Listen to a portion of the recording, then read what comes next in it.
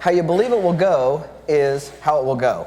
So could anybody tell me what you think a belief is? Could somebody tell me what a belief is? Anybody? Want to give it a shot? Back there, please. Thank you. Thank you. For our purposes, a belief is something that you tell yourself over and over and over and over and over and over and over and over again. And many of us were born into beliefs, right? I, for example, was born Catholic. So I was born into a whole set of beliefs. I'm the youngest of 9 kids. And there was a whole cultural conversation that goes with being raised Catholic, right? So there's all these cultural beliefs that I have that was just given to me as part of being from a large Catholic family I was growing up in the 70s in a small town in Kansas, right? Many of you may, given your cultural background or your economic status or, race, all of those things, you're handed certain things that you believe. But the reality is, a belief is just something that you've told yourself over and over and over again. And as human beings, we believe things about ourselves and believe things about life just because we've told ourselves or somebody else has told us over and over again. And to some degree, those things might not necessarily be so, right? And as adults, it becomes our responsibility to start questioning some of the things that we believe and or hear, especially about ourselves, so that we can decide whether that's something we want to have as one of our beliefs or not, right?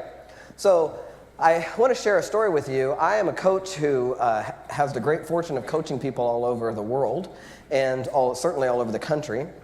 One of my clients lives in Phoenix, Arizona. She actually lives in Surprise, Arizona, in a retirement community because she is 70 years old. She came to work with me when she was 69 years old. And coming to work with me was the first time that she ever really started taking on any personal development and questioning some of her own beliefs about herself and thoughts about how life goes. And I had the great fortune of meeting her in person. See, I don't get to always meet my clients in person because I talk to them on the phone. So I can talk to somebody on the phone. I've talked to people for years and never seen their face. I mean, I've seen them on, pictures of them, but never actually met them in person. So this client of mine was going to be in Kansas City, and so it was actually Halloween Day that I drove over to Kansas City to meet with her, and her daughter was there. And we were talking, and her daughter said something to her about writing a book, okay? And literally, without thinking, what immediately popped out of her mouth was, "Oh, I'm not good enough to write a book." Now, that came out of her mouth so fast that she didn't think about that, right? She didn't think about that statement. It just flew out of her mouth. But this is the premise of my book and of all of my work, is that I promise you, if you just listen to the words that fly out of your mouth when you're not paying attention, they will tell you what you believe about yourself, right? They will tell you what you believe about yourself. So whether she was conscious of it or not, she has a belief that she's not good enough to write a book, right? It just flew right out of her mouth.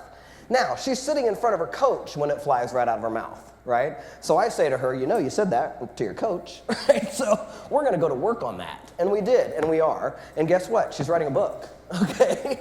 Because what we got to see was, for her, that whole world of book was so big that she couldn't possibly take it on because it was monumental to her. Like, it just wasn't even in the realm of possibility.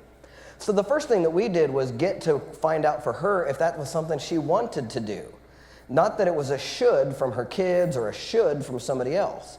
Because shoulding all over yourselves gets really gross and nasty and you don't want to do it, okay? So if you could stop shoulding on yourself and start getting clear about what you really want to do, that when you do things that you want to do, that you're inspired to do, then you'll find ways to create a context that is powerful enough for you to step into it.